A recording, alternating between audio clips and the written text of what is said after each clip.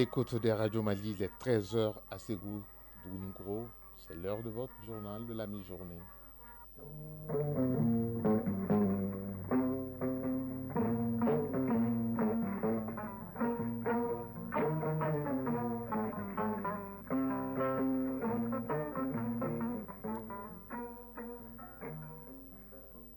Le journal Ousmane Daou. Mesdames et messieurs, bonjour. À la une de ce 13 h, le chemin pour les états généraux de la santé qui se profile à l'horizon, balisé à la faveur de l'adoption des DDR. Il s'agit d'un diagnostic de fond en large de notre système de santé. La CMDT fait sa mue bientôt. Les filiales vont disparaître pour faire place aux directions régionales. Il s'agira de donner un coup de feu à la production du coton et autres cultures vivrières et garantir la stabilité de l'entreprise. À Ségou, un consortium dépose plus de 700 millions de francs CFA sur la table pour améliorer l'hygiène de l'assainissement en renforçant la capacité des organisations de la société civile. Hors du Mali, en Guinée, le football tue. Un match a dégénéré, faisant plus de 50 morts. Le président sortant américain Joe Biden se rendra en Angola cette semaine, mais d'ici là, il a gracié son fils Hunter qui était en attente de la peine de son emprisonnement pour fraude fiscale et détention illégale d'armes à feu. Et puis toujours hors de notre pays, c'est parti depuis ce lundi pour la COP16 sur la désertification à Riyad en Arabie Saoudite. Le Mali qui prend part à la rencontre s'associe au reste du monde pour tirer la sonnette d'alarme sur les graves conséquences de la déforestation et de l'agriculture intensive pour la planète. Ils ont pris d'assaut depuis quelques années les devantures de certaines banques et certaines artères de notre capitale avec des billets de banque tout neufs en main. Et ce sont les cambistes. Malgré leur importance, leur vie n'est pas un long fleuve tranquille. Le dossier de ce trésor est consacré aux cambistes et il est signé Fatoumata Tangara. Enfin, le journal pour la page sportive, Fotiki Tunkara sera là. Avec lui, on parlera de la deuxième journée du championnat national de Ligue 1, du championnat d'Afrique de handball et du mini-tournoi de football féminin qui se déroule au Maroc. Voilà pour le sommaire. Dans un instant, les détails.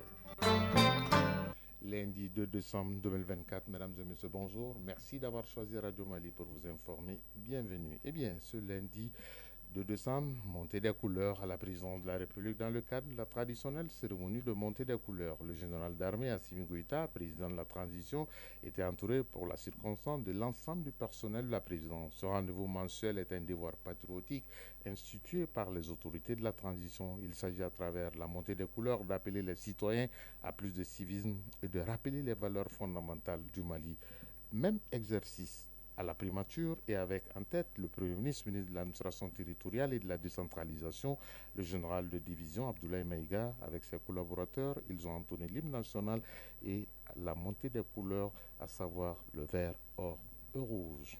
Fin des travaux de l'atelier de validation des termes de référence des états généraux de la santé. Il s'agissait pour les participants de procéder à une analyse approfondie du secteur de la santé et du développement social en vue de susciter un débat franc et direct pendant les rencontres sur les prochains états généraux de la santé au niveau régional et national. Le point, c'est avec Moum Sissoko. Cet atelier de validation des termes de référence des états généraux de la santé vise à doter les différents acteurs d'outils pour une meilleure participation à ces assises, tant au niveau régional que national. Les participants ont échangé sur la qualité des soins, la gouvernance et la communication, le financement du secteur de la santé et les aspects touchant la promotion de la santé, la prévention, les questions environnementales entre autres. Suleiman Traoré, conseiller technique au ministère de la Santé et du Développement social. L'offre et la qualité des soins et services, la santé communautaire, le rôle des différents acteurs, les questions touchant à la gratuité des soins, les difficultés rencontrées et les pistes de solutions. Il s'agit de voir comment on organise la régulation du système de santé sur le financement du secteur. L'objectif d'Abuja est de donner 15% à la santé et on a moins de 5%. Et ça, c'est une préoccupation. Pour le ministre de la Santé et du Développement social, cet atelier doit permettre de produire un document à même de mieux orienter les débats des États généraux de la santé. Colonel Assaba Diallo Touré, ministre de la Santé et du Développement social. Ce document que nous allons faire, c'est un document avec lequel on va travailler parce qu'on compte après la validation, faire un plan d'action et un chronogramme de suivi qui peut s'étaler sur plusieurs années. Les États généraux de la santé visent à faire une analyse du secteur et formuler des recommandations pour contribuer à l'amélioration du système de santé en vue de soulager la population. En attendant les États généraux de la santé, la compagnie malienne pour le développement des textiles CMDT a tenu ce matin la 102e session de son conseil d'administration. Les administrateurs ont examiné et adopté le projet de traité de fusion CMDT par voie d'absorption. Les 4 filiales sud de Sikasso, nord-est de Koutchala, centre de Fana, ouest de Kita, la coordination de Bougouni ainsi que l'office central de classement du coton seront érigés en direction régionale dès le premier trimestre 2025. Une assemblée générale extraordinaire des actionnaires va se tenir le 17 décembre prochain pour entériner cette décision, ce qui mettra fin au processus de privatisation de la CMDT conformément aux recommandations des Assises nationales du coton tenues en février 2021. Là-dessus, les explications du président directeur général de la CMDT, Mamadou Moustapha Diarra, au micro de Siaka Konati. Ça fait assez longtemps qu'un processus de privatisation de la CMDT avait été engagé, interrompu par la grâce de Dieu. Et donc la situation est restée pendante pendant un très bon moment.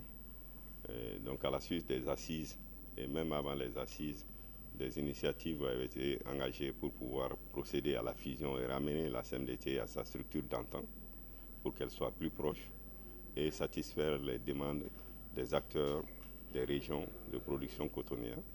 Donc à ce titre-là, nous avons eu, par la grâce de Dieu, le soutien des autorités de la transition et leur engagement pour le développement de la filière cotonnière, donc à conduire le processus de fusion, absorption des filiales, les 4 filiales, CMDT et l'OCC, pour revenir à une seule société, SA, comme la CMDT l'a été avant les initiatives intentant la privatiser. Cela va aboutir à une plus grande opérationnalité.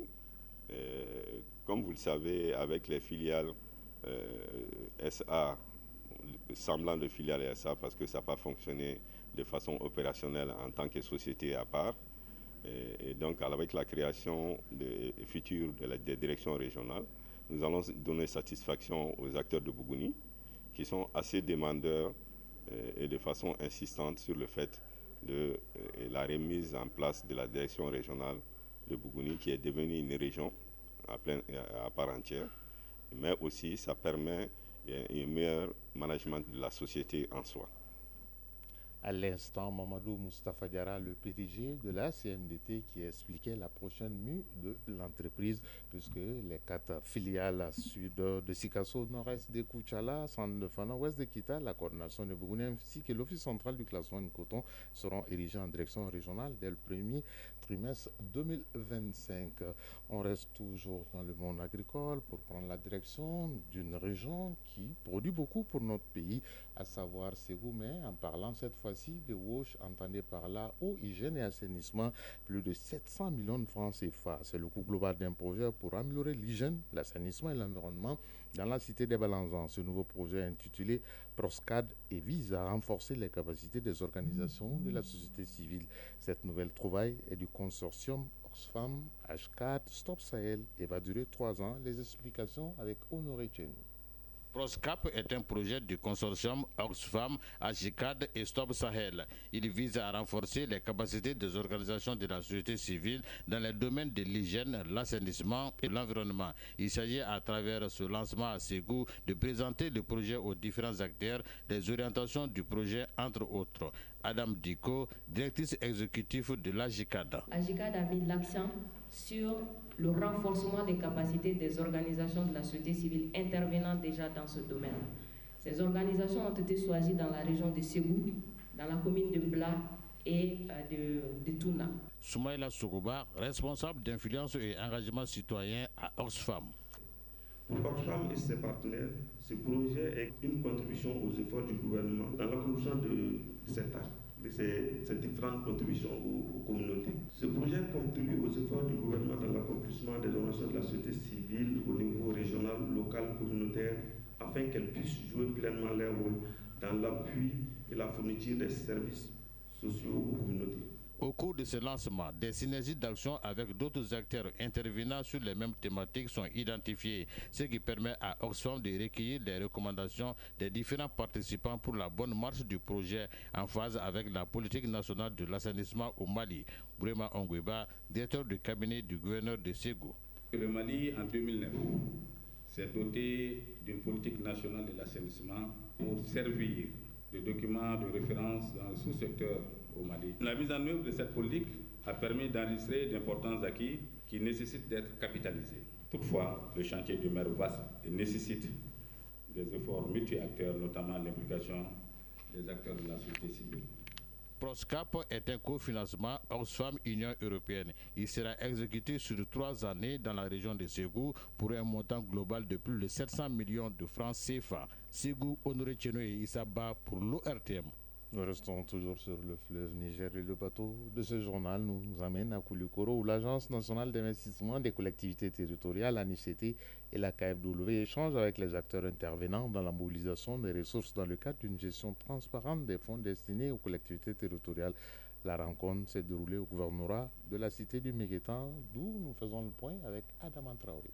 L'Agence nationale d'investissement des collectivités territoriales ANICT et l'ONG allemande KfW volent au secours des collectivités territoriales de la région de Koulikoro dont leur statut indique très pauvre. Yuba Touré, directeur régional de l'ANICT de Koulikoro. C'est un programme mis en place par la KfW à travers 3 composantes. Aujourd'hui, c'est la première composante qui nous intéresse, qui vise à soutenir le développement communal. Cette rencontre d'échange et de sensibilisation des acteurs vise la transparence dans la mobilisation des ressources à travers le programme d'appui conditionnel des performances des collectivités PCPC. Dramé Traoré, maire de la commune rurale de Massantoula. En tant que bénéficiaire de ce fonds, nous sommes vraiment très heureux et nous allons aussi se conformer aux instructions données. Aliou Moussa Tamboura, maire de la commune urbaine de Koulikoro. C'est une initiative vraiment salutaire. Donc nous remercions nos partenaires allemands et à travers eux aussi l'ANICT. Commandant Sagaba Samake, représentant du gouverneur de Koulikoro.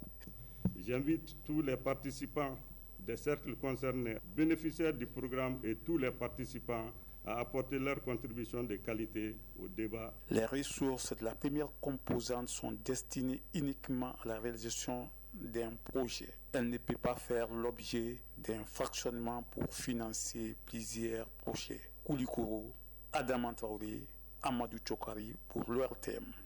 Après Koulikoro, nous accostons un moment le bateau pour prendre la direction de Sikasso qui n'a pas de fleuve, la 3e région où les jeunes de l'Union transfrontalier des collectivités territoriales de l'espace Sikasso, Korogo Bobo, du Lasso s'engagent pour promouvoir une paix durable le long des frontières communes. C'est à la faveur de la 10e édition du Forum des jeunes sur la paix, la sécurité et le développement, un cadre d'échange et de réflexion sur les opportunités, les défis et les initiatives de co-construction et de consolidation de la paix et de la cohésion sociale de la jeunesse Escabo. Moussokoro Sérémé pour les détails. Dans un contexte mondial marqué par des conflits persistants, des tensions géopolitiques et des inégalités croissantes, les jeunes membres de l'UTCT, Union transfrontalière des collectivités territoriales de l'espace Escabo, Sikasso, Korogo, Bobo-Dioulasso veulent prendre le relais. À ce forum de Sikasso, 2e édition, ils sont une 60aine de participants à partager une vision commune, celle de devenir des artisans de la paix et des catalyseurs du changement pour la construction et la consolidation de sociétés pacifiques et inclusives. Samba Sanogo, représentant du président de l'UTCT Escabo. L'Union transfrontalière des collectivités territoriales de l'espace Escabo a toujours considéré la jeunesse comme un levier fondamental pour relever ces défis. D'offrir un cadre aux jeunes de l'espace transfrontalier en vue de les réfléchir à leur rapport, la construction de la consolidation de la paix et de la cohésion sociale. Le thème de ce rendez-vous 2024 est « Engagement des jeunes pour une paix durable dans l'espace Escabo, opportunités, défis et actions ». Samson Kambié, chef de la délégation de la Côte d'Ivoire.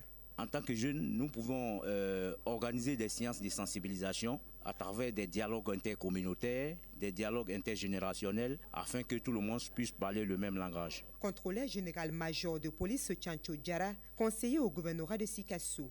Soyez rassurés du soutien de toutes les autorités locales et régionales, des initiatives qui émergeront de ce forum, car nous avons un devoir collectif, celui de créer les conditions nécessaires pour que les jeunes puissent s'épanouir, s'exprimer et agir pour le bien de nos communautés. Le Forum 2024 des jeunes de l'espace Escabou s'inscrit dans le cadre des activités du programme de coopération transfrontalière locale phase 2, mis en œuvre par le Conseil des collectivités territoriales. Il est financé par la Commission de l'UEMOA et la coopération suisse. Sikasso, Msokora Sereme et Taïro Konate pour l'ORTM. Nous larguons les amarres de nouveau pour prendre la direction de la cité des 333 Saint-Tombouctou suite au faible taux à l'enregistrement des enfants à la naissance dans la région de Tombouctou. L'État et l'UNICEF mettent dans la main pour une caravane de sensibilisation sur l'importance de la déclaration des naissances et les procédures d'acquisition d'actes de naissance. Cette caravane a sillonné tous les quartiers de Tombouctou et c'était en compagnie de Najim Babasisi. Pour rehausser le faible taux de déclaration à la naissance dans la région de Tombouctou, la Direction régionale du développement social et de l'économie solidaire et le gouvernorat en partenariat avec l'UNICEF passent par une caravane de sensibilisation. La dite caravane est allée d'abord à Kabara, ensuite sillonner les autres quartiers de la ville pour expliquer aux populations l'importance d'enregistrer les enfants à la naissance et les procédures d'acquisition de l'acte de naissance. Boubacar Fabata Sissoko, chef de division défense et protection sociale à la Direction régionale du développement social et de l'économie solidaire de Tombouctou. On a fait pratiquement tous les quartiers de la ville de Tombouctou pour donner encore d'amples informations à la population sur toujours la nécessité de rehausser les taux d'enregistrement des enfants à la naissance. Il ne sert à rien d'attendre les 30 jours francs pour aller maintenant à la recherche de l'acte de naissance. En ce moment, on peut faire des recours seulement au jugement supplétif. Après avoir fait le tour des 8 quartiers de la ville, cette caravane est clôturée par un concert géant qui a mobilisé des artistes locaux qui ont axé leurs prestations sur le thème « Importance d'enregistrer les enfants à la naissance et les procédures d'acquisition de l'acte de naissance », Dr Kounundju Dolo, représentant du bureau zone UNICEF Tombouctou. Le premier droit de l'enfant, c'est un acte de naissance. Un acte de naissance, si vous ne l'avez pas, vous n'avez pas de nationalité. Amadou Narba, président du Conseil régional de la jeunesse de Tombouctou. Nous lançons un appel à tous les parents de faire la déclaration de naissance car c'est un droit pour un enfant. Ces actes de naissance permettent à l'enfant de jouir de ce droit.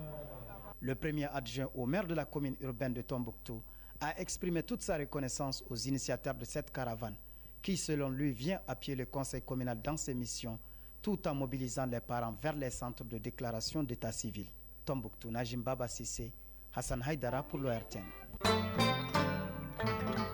Actualité hors du Mali, en Guinée, au moins 56 personnes ont perdu la vie et plusieurs autres ont été blessées hier lors d'un mouvement de foule dans le stade des Érékoré, dans le sud-est du pays. C'était au cours de la finale d'un tournoi de football au nom du général Mamadi Doumbouya, président de la transition guinéenne, qui a dégénéré dans les dernières minutes. Au Sénégal, le président Bassirou Diomaye Diakhar Faye a annoncé hier, lors de la commémoration du massacre des 80 ans de Thiaroye, que les forces coloniales françaises en 1944 seraient désormais enseignées dans les écoles au Sénégal. S'agissant du massacre, bien entendu, la construction des monuments et le changement de nom de certaines rues pour rendre hommage à ces soldats injustement tués par la France alors qu'ils réclamaient leurs primes et salaires. Pour cette célébration, le président Bassirou Diomaye Diakhar Faye avait à ses côtés le président mauritanien Mohamed Ould Cheikh El Ghazouani, celui des Comores, du Gabon, de la Gambie et de la Guinée-Bissau. Ensemble, ils ont déposé chacun une gerbe de fleurs au cimetière de Thiaroye, proche du camp où se sont produits les faits. La France, qui a reconnu cette tragédie comme massacre, était représentée par son ministre des Affaires étrangères, Jean-Noël Barrot. En Angola, le président sortant américain Joe Biden y sera en visite officielle de 3 jours dans le pays. Ce sera probablement sa dernière visite à l'étranger avant de quitter la Maison-Blanche. Joe Biden va évoquer divers investissements dans le pays et la région, à commencer par le couloir de Lobito, un gigantesque projet de voie ferrée reliant le port angolais de Lobito à la République démocratique du Congo avec la construction d'un embranchement vers la Zambie. et c'est les États-Unis qui financent ce projet. Et puis parlons toujours de Joe Biden qui est revenu sur sa parole en graciant hier son fils Hunter qui attendait de connaître sa peine dans des affaires de détention illégale d'armes à feu et de fraude fiscale. Cette grâce est intervenue à quelques semaines de son départ de la Maison-Blanche et il sera remplacé par Donald Trump qui a nommé hier l'américano-libanais Massad Boulos conseiller pour le Moyen-Orient. L'annonce de la nomination de Massad Boulos intervient quelques jours après un accord de cessez-le-feu entre Israël et le Hezbollah. Donald Trump a également nommé Charles Kushner comme ambassadeur des États-Unis en France. Enfin, en Arabie Saoudite, la seconde conférence des partis consacrée à la dégradation des terres s'est ouverte ce lundi et pour enfin le 13 décembre prochain, près de 5000 participants vont échanger et chercher des solutions urgentes à la dégradation des terres, à la désertification et à la sécheresse. Le Mali y est présent avec une forte délégation pour faire entendre la voix malienne et c'est le ministre en charge de l'environnement qui portera cette voix du Mali. A noter que cette COP16 sur la désertification se tient après celle sur le climat et la biodiversité. Il est 13h20. On va parler du 13h, du dossier de ce 13h. Et ce dossier s'intéresse au métier de cambiste. On les appelle aussi les agents de change ou opérateurs de marché.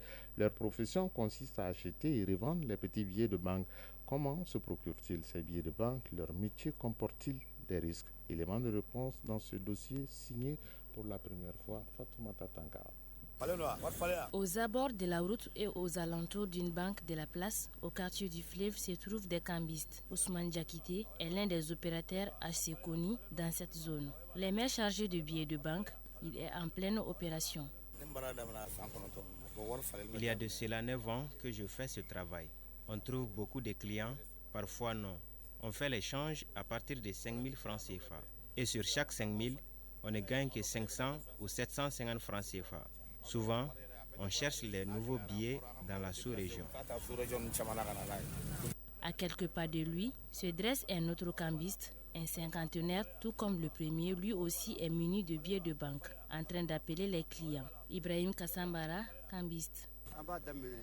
Ce métier a des risques, car nous sommes souvent attaqués par les bandits. Nous n'avons pas d'autre moyen à part ce métier.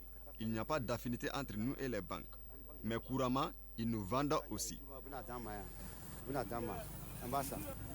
Dans ce secteur, chaque clientèle a sa préférence par rapport aux opérations de change. Si certains le font à la banque et d'autres par contre se dirigent vers les cambistes, les intervenants donnent des raisons de leur choix. Mahmoud Traoré, client.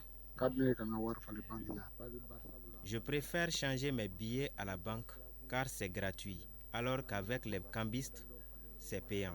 Bintou Maïga, cliente. Bon, moi je préfère changer mes billets avec les cambistes parce que l'accès est facile. Ils ne demandent pas de pièces d'identité, même s'ils coupent un peu comme frais de change.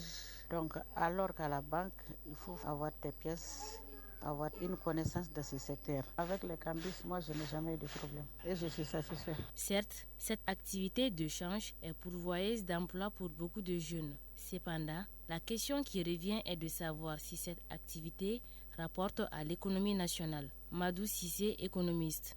D'un point de vue économique, tout échange marchand a un impact parce que tous les échanges n'ont pas d'impact sur l'économie, mais un échange marchand, il a des retombées positives sur l'économie. Des échanges qui portent le label échange marchand. Ça impacte significativement le PIB parce que ça s'inscrit dans les transactions de services. Cet échange marchand comporte des risques. Peut-être le modèle économique qui est mis en place. Ceux qui font les échanges, en réalité, ne sont que le bout de l'iceberg. Que les vrais cerveaux du modèle économique, du côté de l'offre, se trouvent dans les banques. Le métier de cambiste n'a pas que des avantages. Sa pratique comporte aussi des risques. Des risques liés notamment à la manipulation de l'argent. Le risque, c'est qu'il y ait des distributeurs qui sont en contact direct avec les vendeurs ne disparaissent avec le capital. Et même le risque de faux monnayage. Avec le temps, ils vont cesser eux-mêmes à faire de la fausse monnaie. Là, ce sont des risques, eux pour les acheteurs. En tout cas, ils sont nombreux les jeunes gens dans la capitale qui vivent de ce métier. Un métier non sans risque, mais entre les risques de ce métier et la quête de leur quotidien, les acteurs ont vite fait le choix. Et puis sachez que notre reporter a tenté d'avoir la réaction des responsables de banque qui n'ont pas répondu à sa sollicitation. Lui, il viendra tout à l'heure répondre à sa sollicitation dans ce 13h. Vous l'avez compris, il s'agit de Douti Bafouti Tunkara pour la page sportive.